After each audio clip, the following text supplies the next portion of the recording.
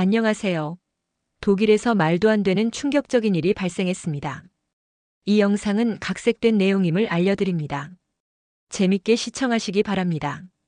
시청 전 구독, 좋아요 부탁드립니다. 영상을 준비하는데 큰 힘이 됩니다. 도와주세요. 안녕하세요. 저는 독일의 하이케 슈미츠입니다. 베를린 샤리테 병원에서 30년 넘게 간호사로 일했습니다. 응급실에서 중환자실까지 생사의 갈림길에 선 수천 명의 환자를 봐왔습니다. 항상 냉정했고 감정에 휘둘리지 않았습니다. 그것이 제 자부심이었습니다. 심장이식 외에는 방법이 없습니다. 슈미츠 씨, 베를린 중앙병원 심장센터의 밀러 교수가 말했을 때 처음으로 제 감정이 무너졌습니다.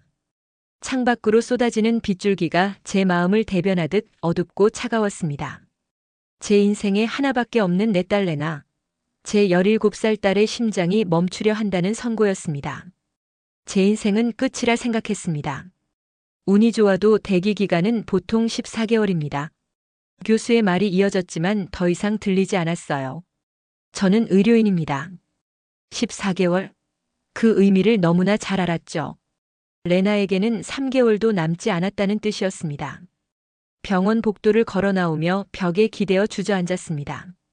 수많은 환자 가족들에게 괜찮을 거예요 라고 말했던 제가 정작 제 딸 앞에서는 아무 말도 할 수 없었습니다. 왜 하필 내 딸인지, 왜 내가 아닌지 머릿속이 하얘졌습니다.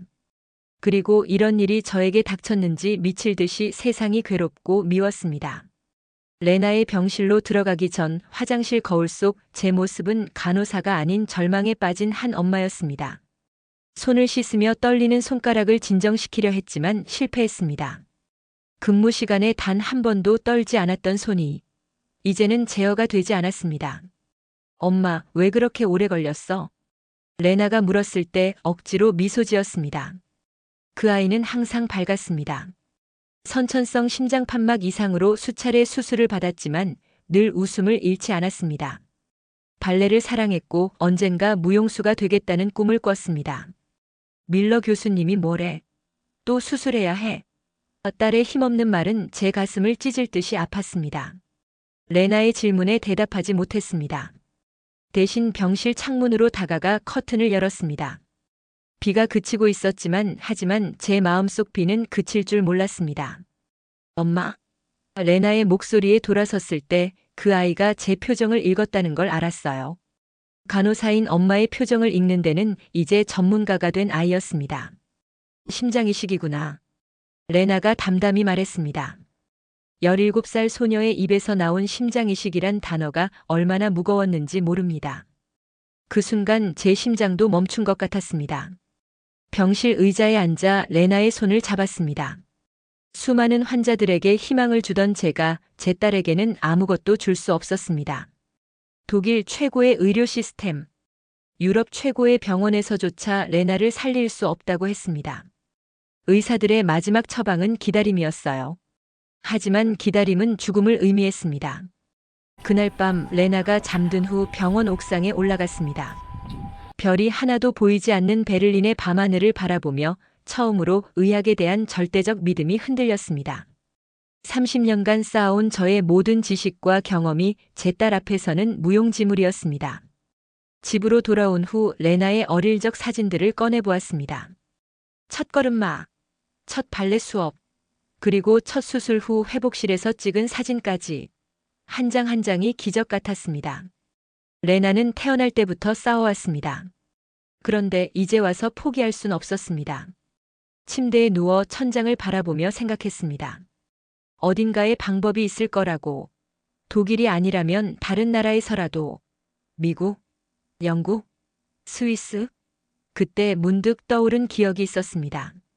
10년 전 독일 한국 간호 교류 프로그램으로 서울을 방문했던 때입니다. 세브란스 병원에서 일주일간 연수를 받았죠. 처음에는 반신반의했어요. 서양 의학의 관점에서 보면 아시아 의료 시스템은 다소 뒤처져 있다고 생각했습니다. 얼마나 오만했는지 모릅니다. 하지만 일주일 동안 본 것은 제 편견을 완전히 뒤집었습니다. 환자를 단순한 케이스가 아닌 사람으로 대하는 모습이 인상적이었습니다. 의사와 간호사들이 환자의 차트만 보는 것이 아니라 눈을 맞추고 손을 잡아주는 모습이 낯설었습니다. 특히 기억에 남는 건 심장병 어린이 병동이었어요. 아이들이 수술 전에도 후에도 웃고 있었습니다. 병원이라고는 믿기지 않을 정도로 따뜻했죠. 그때 만났던 한 교수님의 말이 기억납니다. 우리는 환자의 병을 치료하는 것이 아니라 환자 자체를 치료합니다. 그때는 그저 아름다운 말로만 들렸는데 지금 생각하니 무언가 더 큰 의미가 있었나 봅니다. 벌떡 일어나 컴퓨터 앞에 앉았습니다. 한국의 세브란스 병원 심장병 키워드로 검색을 시작했습니다. 몇 시간 동안 자료를 찾아보았습니다. 그러다 한 기사가 눈에 들어왔습니다. 면역 거부 없이 심장 기능 회복시키는 새로운 접근법이었습니다. 이식 없이 수술이 가능하다고. 더 자세히 읽어보니 면역 체계를 활용해 손상된 심장 조직을 재생시키는 방법이었습니다. 독일에서는 시도조차 하지 않는 접근법이었습니다. 서양 의학은 손상된 심장은 회복될 수 없다고 단정 짓지만 세브란스에서는 그 한계를 뛰어넘으려 했습니다. 온몸에 전기가 통한 듯 흥분되었습니다. 하지만 곧 현실적인 의문이 들었습니다. 한국은 너무 멀었고 시간도 없었습니다. 게다가 10년 전 인연으로 누가 저희를 도와줄까요? 그래도 시도하지 않으면 영원히 후회할 것 같았습니다. 저는 지금 어떠한 선택도 방법도 없었습니다. 오래된 여행 가방에서 10년 전 교류 프로그램 자료를 찾아냈습니다. 거기엔 당시 만났던 의사와 간호사들의 연락처가 있었습니다. 낡은 명함들 중에서 심장 전문의 김석진 교수의 이메일을 발견했습니다. 지금도 그곳에 있을까? 연락이 될까? 걱정이 앞섰습니다. 레나의 병실로 돌아가 자는 모습을 바라보았습니다. 창백한 얼굴, 가늘어진 손가락, 기계적으로 오르내리는 가슴. 제 결정이 옳은지 확신할 수 없었지만 더 이상 잃을 것은 없었습니다. 새벽 3시 컴퓨터 앞에 앉아 이메일을 작성했습니다. 어떻게 시작해야 할지 몰라 몇 번이나 지우고 다시 썼었습니다. 간호사로서의 전문적인 내용을 담아야 할지 아니면 절박한 엄마로서 도움을 청해야 할지 갈등했습니다. 결국 둘 다였습니다. 레나의 의료 기록, 지금까지의 치료 과정, 독일 의사들의 진단을 첨부했습니다. 그리고 마지막 문장은 엄마의 마음을 담았습니다. 제 딸은 춤을 사랑합니다. 다시 춤출 수 있게 도와주세요. 선생님, 제발요.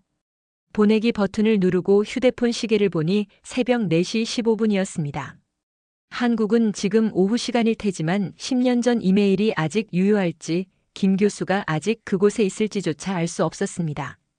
의료인으로서 비현실적인 기대를 갖지 않으려 했지만 엄마로서는 어떤 희망이라도 붙잡고 싶었습니다. 커피를 마시며 해가 뜨는 것을 지켜보았습니다. 베를린의 아침은 여전히 차갑고 흐렸습니다. 오전 근무를 위해 병원으로 향했습니다. 출근은 했지만 머릿속은 온통 레나 생각뿐이었습니다. 동료들은 제가 딸의 상태 때문에 힘들어한다고만 알고 있었습니다. 한국에 메일을 보냈다는 사실은 아무에게도 말하지 않았습니다. 너무 비현실적으로 들릴 테니까요. 점심시간에 휴대폰을 확인했을 때 놀라움에 숨이 멎을 것 같았습니다. 서울 세브란스 병원 김석진 교수에게서 온 답장이었습니다. 손이 떨려 메일을 여는데도 시간이 걸렸습니다. 슈미츠 간호사님 기억합니다. 레나의 사례를 검토했습니다. 가능성이 있습니다. 지금 바로 환자 데이터 부탁드립니다. 단 6시간 만에 답장이었습니다. 그것도 가능성이 있다는 말과 함께요. 그 자리에 주저앉아 눈물이 흘러내렸습니다. 병원 구내식당 한쪽 구석에서 흐느끼는 저를 보고 동료들이 놀랐지만 설명할 수 없었습니다. 메일을 더 읽어보니 김석진 교수는 이탈리아계 한국인으로 독일 프라이부르크 대학에서 유학한 경력이 있었습니다. 우연이라고 하기에는 너무나 정확한 만남이었습니다. 그는 레나의 사례에 특별한 관심을 보였고 독일 의사들이 보지 못한 가능성을 언급했습니다. 심장 이식만이 유일한 대안이라는 것은 과거의 패러다임입니다.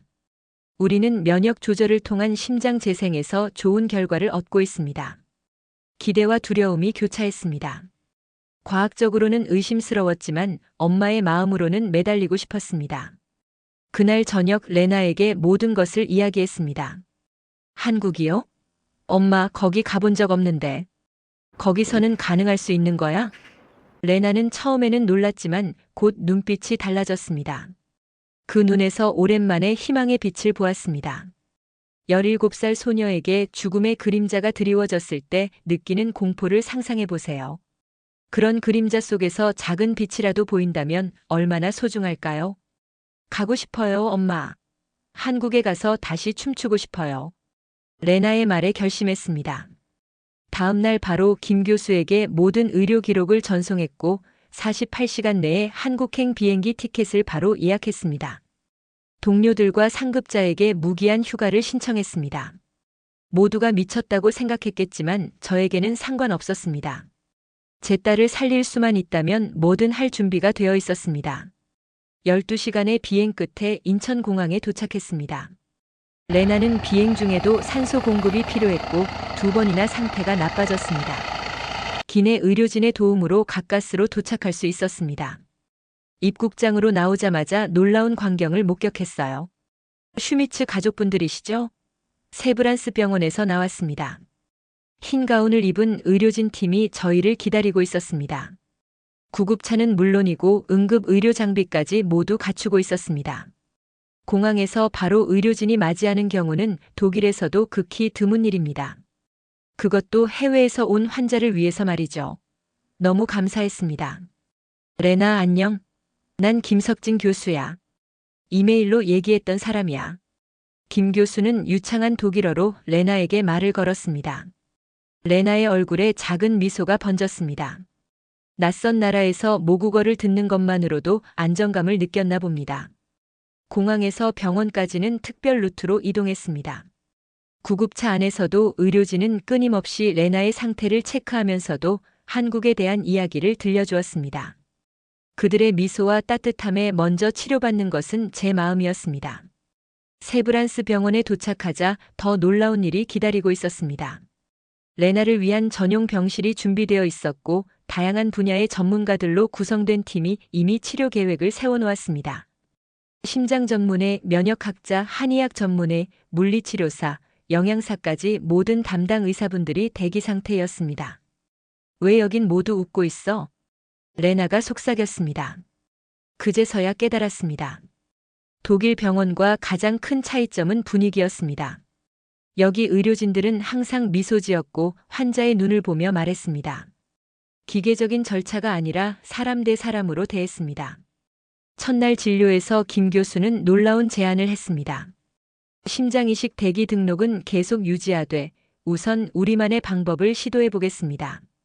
슈미츠 씨, 당신은 간호사니까 이해하실 겁니다. 우리는 레나의 면역 체계가 심장을 공격하지 않도록 재교육시킬 겁니다.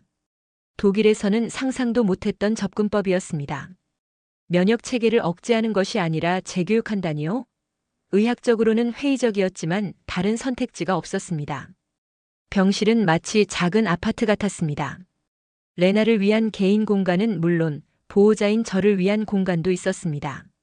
창문 너머로 보이는 서울의 전경이 낯설면서도 아름다웠습니다. 밤새 비가 내렸는데 아침에는 햇살이 찬란했습니다. 마치 우리의 상황을 비유하는 것 같았습니다. 간호사들은 특별했습니다. 그들은 단순히 약을 주고 주사를 놓는 것에 그치지 않았습니다. 레나가 좋아하는 음악을 물어보고 한국 드라마를 추천해 주었습니다. 아픈 아이가 아니라 손님처럼 대접했습니다. 한국 병원은 독일과 너무 달라요. 레나가 말했습니다. 저도 동의했습니다. 다른 점은 기술이나 시설이 아니었습니다. 바로 관점이었습니다. 독일 의학은 병을 치료하는 데 초점을 맞추지만 여기서는 사람 전체를 보는 것 같았습니다. 첫 주가 지나면서 놀라운 변화가 일어났습니다. 레나의 안색이 좋아졌고 에너지가 조금씩 돌아왔습니다. 숫자상의 개선은 아직 미미했지만 딸의 눈빛이 달라졌습니다. 그것만으로도 저에게는 큰 희망이었습니다. 치료 2주차에 접어들었습니다. 세브란스 심장면역센터에서 레나의 심장에 대한 세밀한 분석 결과가 나왔습니다. 김 교수와 팀은 놀라운 발견을 했다고 했습니다. 슈미츠 씨, 레나의 심장 손상은 생각보다 회복 가능한 상태입니다. 독일 의료진이 본 데이터와 우리가 본 것에는 차이가 있습니다. 회의실에서 보여준 영상은 충격적이었습니다. 레나의 심장 조직 일부가 여전히 활성화될 가능성이 있다는 거였습니다. 독일에서는 왜 이걸 보지 못했을까요? 김 교수의 설명이 이어졌습니다. 우리는 다른 렌즈로 봅니다. 서양 의학은 손상된 것을 제거하고 대체하는 데 초점을 맞추지만 우리는 회복시키는 데 초점을 맞추는 데 신경을 씁니다. 처음으로 제 전문가적 고정관념이 완전히 깨졌습니다. 간호사로서 30년간 쌓아온 지식이 흔들렸습니다. 모든 것이 새롭게 보였습니다. 치료는 매일 달랐습니다. 서양 의학의 첨단 약물 치료와 함께 한방 치료도 병행했습니다. 침, 약초, 요법, 그리고 특별한 호흡 운동까지. 처음에는 의심스러웠지만 레나가 반응하는 것을 보고 저도 마음을 열었습니다. 한국의 의료진의 독일보다 제 마음이 편해지는 이유는 무엇이었을까요? 특히 감동적이었던 것은 의료진의 세심함이었습니다. 레나의 전담 간호사 수지는 딸의 불안을 줄이기 위해 작은 인형을 준비해 왔습니다. 그 인형의 가슴에는 작은 LED 불빛이 있었는데 레나의 심장 박동에 맞춰 깜빡였습니다. 내 심장이 뛰는 한 이 불빛도 계속 빛날 거야. 힘내. 레나. 수지의 말에 레나는 처음으로 눈물을 흘렸습니다. 그동안 강한 척했던 17살 소녀의 마음이 열린 순간이었습니다. 물리치료사 박 선생님은 더 놀라운 제안을 했습니다. 레나가 발레를 좋아한다고 들었어요. 심장 재활 프로그램의 춤 동작을 접목해 볼까요? 딸의 취미를 치료에 연결시키다니 상상도 못했던 접근법이었습니다. 레나는 갑자기 눈을 빛내며 좋아했습니다. 매일 조금씩 발레 동작을 흉내내는 재활 운동을 시작했습니다. 그 동작들이 실제로 심장 근육을 강화하는 데 도움이 된다고 하셨습니다. 심리 상담사 김지연 선생님은 저에게도 큰 도움을 주었습니다. 그녀는 첫 상담에서 저를 꿰뚫어 보았습니다. 슈미츠 씨, 당신은 지금 간호사가 아닙니다. 그냥 엄마예요. 전문가의 마음을 내려놓고 엄마로서 느끼는 것을 인정하세요. 그 말에 30년간 쌓아온 벽이 무너졌습니다. 사무실에서 처음으로 오열했습니다. 얼마나 울었는지 모릅니다. 김 선생님은 그저 제 손을 잡아주었을 뿐인데 그 따뜻함이 치유의 시작이었습니다. 한국에서는 환자만 치료하는 것이 아니라 가족도 함께 치료합니다. 그녀의 말이 가슴에 와닿았습니다. 독일에서는 상상할 수 없는 개념이었습니다. 의료진이 가족의 정신적 건강까지 케어한다니요. 레나의 치료실에는 항상 음악이 흘렀습니다. 모차르트, 쇼팽, 그리고 레나가 좋아하는 케이팝까지. 음악이 심장 리듬에 도움이 된다는 연구 결과를 바탕으로 한 처방이었습니다. 과학적 증거와 환자의 취향을 결합한 맞춤형 치료였습니다. 2주차가 끝날 무렵 레나는 혼자 앉을 수 있게 되었고 짧은 시간 동안 침대 밖으로 나올 수도 있었습니다. 수치상의 극적인 변화는 없었지만 딸의 의지가 돌아왔다는 것은 분명했습니다. 그리고 그것이 어쩌면 가장 중요한 치료의 시작이었는지도 모릅니다. 치료 3주차 매일 아침 레나의 심장 기능을 체크했습니다. 그날도 평소와 같을 거라 예상했습니다. 하지만 김 교수가 갑자기 환하게 웃으며 모니터를 가리켰습니다. 슈미츠 씨, 보세요. 심장 박출량이 증가했습니다. 숫자를 보고 믿을 수 없었습니다. 분명 작은 변화였지만 3주 전과 비교하면 5% 향상된 수치였습니다. 독일에서는 레나의 심장 기능이 계속 악화일로였는데 처음으로 상승세를 보인 겁니다. 어떻게 이런 일이? 김 교수는 자신만만하게 설명했습니다. 우리가 시도한 동양 전통의학과 서양 약물의 병합 치료가 효과를 보이기 시작했습니다. 독일 의료진이 시도하지 않았던 방법입니다. 독일 의사들은 순수한 서양 의학만 고집했어요. 그들에게 한의학이나 대체요법은 과학적으로 증명되지 않은 방법에 불과했습니다. 하지만 여기 세브란스에서는 모든 가능성을 열어두었습니다. 증거 기반 의학을 기본으로 하되 환자에게 도움이 될 수 있는 다른 방법도 배제하지 않았습니다. 앞으로 더 좋아질 거예요. 레나의 면역 체계가 심장을 공격하는 대신 회복시키도록 유도하고 있으니까요. 그날 오후 레나에게 침 치료를 하러 온 한의학 전문의 이 교수는 더 놀라운 이야기를 들려주셨습니다. 서양에서는 심장을 단순한 펌프로 봅니다. 하지만 동양의학에서 심장은 정신과 육체를 연결하는 중심이에요. 레나의 심장은 몸뿐만 아니라 마음의 치유도 필요합니다. 처음에는 비과학적으로 들렸지만 이 교수가 레나의 맥을 짚고 설명하는 내용은 놀랍도록 정확했습니다. 레나의 성격, 취향, 심지어 꿈까지 맥박만으로 짐작해냈습니다. 당신 딸은 예술가의 심장을 가졌군요. 이런 심장은 리듬과 움직임으로 치유됩니다. 그래서였을까요? 발레 동작을 접목한 재활치료가 효과를 보인 것이 한국 의료진은 레나를 단순한 심장병 환자가 아니라 발레를 사랑하는 17살 소녀로 보았습니다. 그들은 레나의 정체성을 치료에 활용했습니다. 4주차에 접어들면서 레나는 처음으로 병실 밖으로 나갈 수 있게 되었습니다. 휠체어에 앉아 병원 정원을 산책했습니다. 서울의 봄 햇살이 딸의 창백한 얼굴을 비췄습니다. 오랜만에 보는 햇빛에 레나는 눈을 감고 깊게 숨을 들이마셨죠. 엄마, 난 살 거예요. 여기서 나는 살 수 있을 것 같아. 내 마음이 너무 편하고 좋아. 엄마. 딸의 확신에 찬 목소리에 눈물이 핑 돌았습니다. 의사가 아닌 환자 자신이 느끼는 회복의 감각.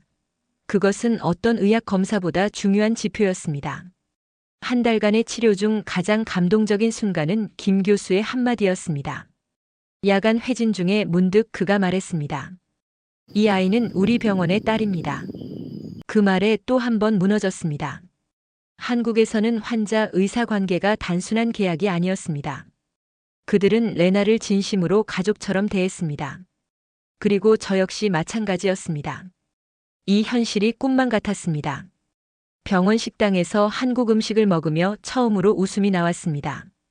매운 김치에 눈물을 흘리면서도 계속 먹었습니다. 마치 제 인생처럼 쓰리고 아팠지만 그 속에서 새로운 맛을 발견하는 것 같았습니다. 5주차에 접어들었을 때 레나의 심장 수치는 10% 이상 향상되었습니다. 의학적으로는 작은 변화일 수 있지만 죽음을 앞둔 환자에게는 기적과도 같은 수치였습니다. 독일에서라면 이미 포기했을 치료가 여기서는 효과를 보이고 있었습니다. 이제는 병원 직원들과도 친해졌습니다. 그들은 저를 하이케 씨라고 부르며 한국어 몇 마디를 가르쳐 주었습니다. 감사합니다. 안녕하세요. 그리고 가장 중요한 희망이라는 단어까지. 언어는 달라도 마음은 통했습니다. 한국 의료진의 섬세함은 계속해서 저를 놀라게 했습니다. 레나의 생일을 기억해 작은 파티를 열어주었고 제가 지친 날에는 카페에서 직접 사온 커피를 건네주었습니다. 그것은 기계적인 친절이 아니라 진짜 관심이었습니다. 슈미츠 씨, 당신도 치료가 필요합니다. 환자 가족의 건강이 환자 회복에 직결됩니다. 간호사 팀장 박정화 씨의 말에 깊이 공감했습니다. 독일에서는 환자 가족은 그저 방문객에 불과했습니다. 하지만 여기서는 돌봄의 파트너였습니다. 저도 치료팀의 일부가 된 느낌이었습니다. 치료 10주차, 드디어 그날이 왔습니다. 대형 회의실에서 레나의 케이스 발표가 있었습니다. 많은 의사, 간호사, 연구원들이 모인 자리에서 김 교수는 놀라운 발표를 했습니다. 레나 슈미츠의 심장이 이식 없이 기능을 회복하고 있습니다. 슬라이드에 표시된 그래프는 명확했습니다. 레나의 심장 기능이 지난 2달 동안 지속적으로 향상되었습니다. 가장 중요한 것은 면역 체계가 더 이상 심장을 공격하지 않는다는 증거였습니다. 심장 이식 없이도 레나는 충분히 일상생활이 가능한 상태로 회복 중입니다. 회의실에 잠시 침묵이 흘렀습니다. 그리고 갑자기 박수 소리가 터져 나왔습니다. 이건 단순한 의학적 성공이 아니라 한 소녀의 삶을 되찾아준 기적이었습니다. 회의가 끝난 후 김 교수는 저에게 자세한 설명을 해주었습니다. 독일에서 본 검사 결과와 우리가 본 결과의 차이는 관점에 있었습니다. 그들은 레나의 심장이 얼마나 손상되었는지만 봤지만 우리는 얼마나 회복 가능한지를 봤습니다. 가장 놀라운 부분은 치료법이었습니다.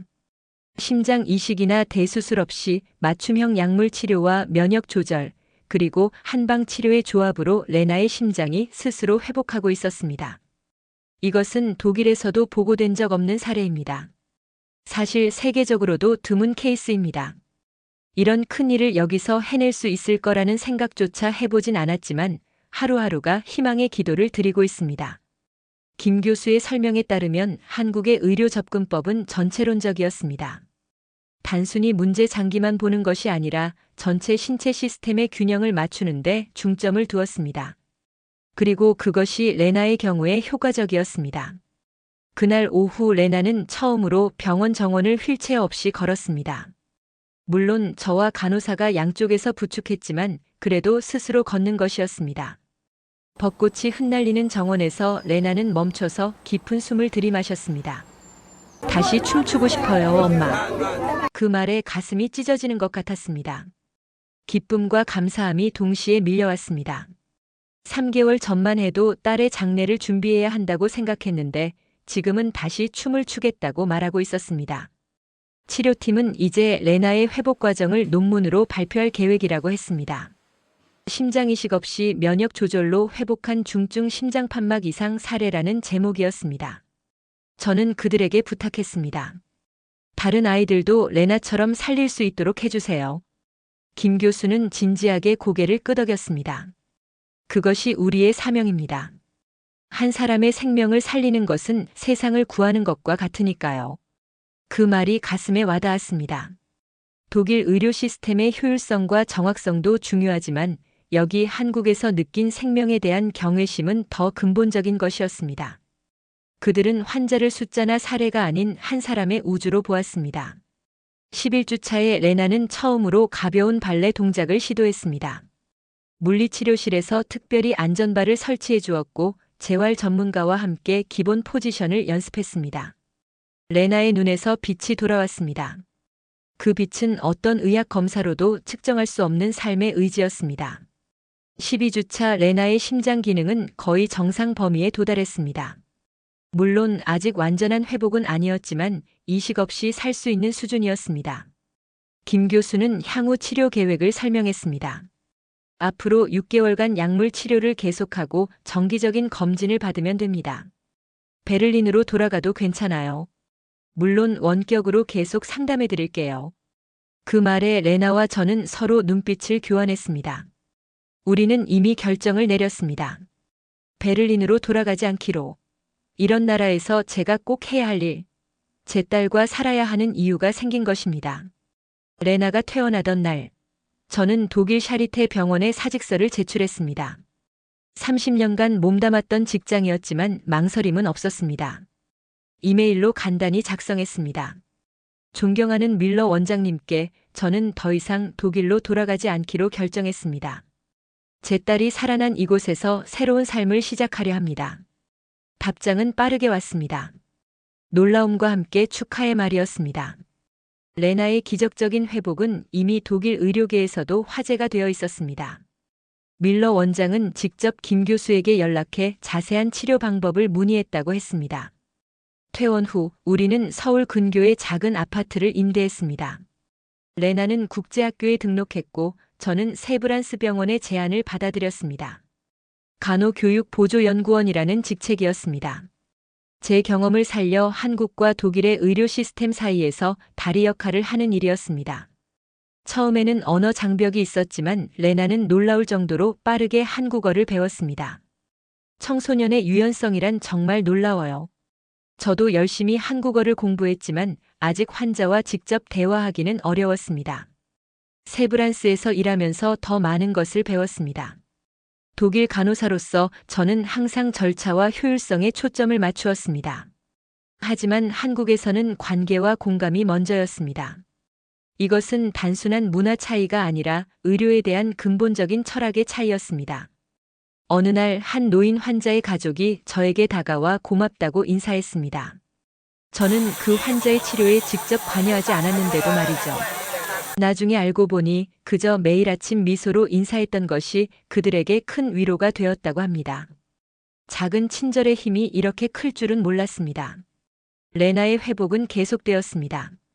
6개월 뒤 그녀는 지역 발레 학원에 등록했습니다.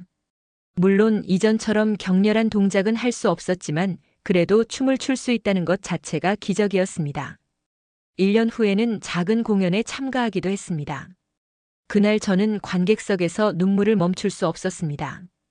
세브란스에서 1년간 일하면서 새로운 사명이 생겼습니다. 독일과 한국, 동서양의 의료 시스템에서 최선의 것을 결합해 더 나은 환자 케어 모델을 만들고 싶었습니다. 특히 노인 케어에 관심이 생겼습니다.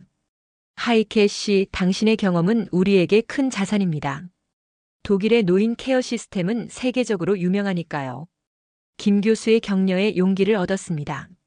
저는 서울 외곽에 소규모 노인 요양병원을 설립하는 프로젝트를 시작했습니다.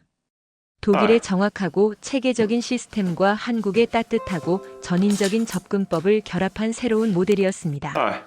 프로젝트를 위해 독일로 잠시 돌아갔을 때 옛 동료들은 저의 변화에 놀라워했습니다.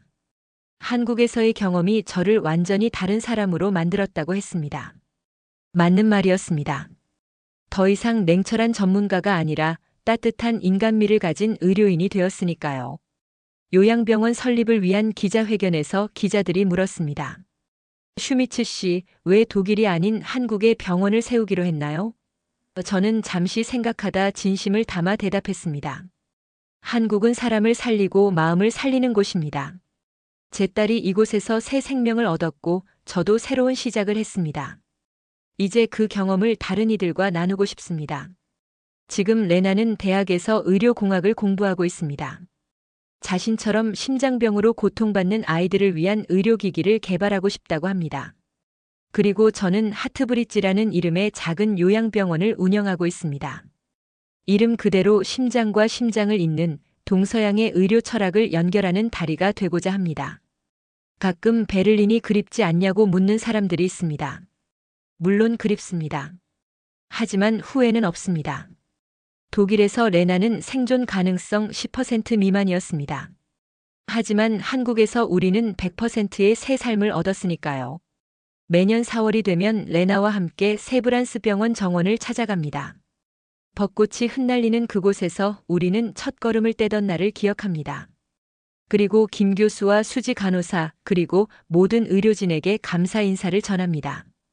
제 인생은 두 개로 나뉩니다. 한국 오기 전과 후. 전문가에서 엄마로 그리고 다시 새로운 사명을 가진 의료인으로 거듭난 여정이었습니다. 이제 저는 말합니다. 의학은 생명을 살리지만 사랑은 삶을 살립니다. 한국에서 저는 그 둘이 하나일 수 있다는 것을 배웠습니다. 정말 제 인생에서 기적 같은 일이 이루어진 게 지금도 믿기지 않습니다. 그러나 이것은 희망과 용기와 믿음이 이뤄낸 결과라고 생각합니다. 지금 우리 사회에도 많은 아이들이 병들고 아픕니다. 세상의 끈을 놓지 않기 위해 저희 가족처럼 희망이 그들에게도 꼭 갈 수만 있다면 저는 어디에서든 도울 것입니다. 한국이 없었더라면 평생 잊을 수 없을 겁니다. 감사합니다. 대한민국 그리고 사랑합니다. 즐겁게 시청하셨나요? 오늘 하루도 즐거운 하루 되시길 바랍니다. 잊지 마시고 구독, 좋아요 부탁드립니다. 다음 영상에서도 재밌는 영상으로 뵙겠습니다. 감사합니다.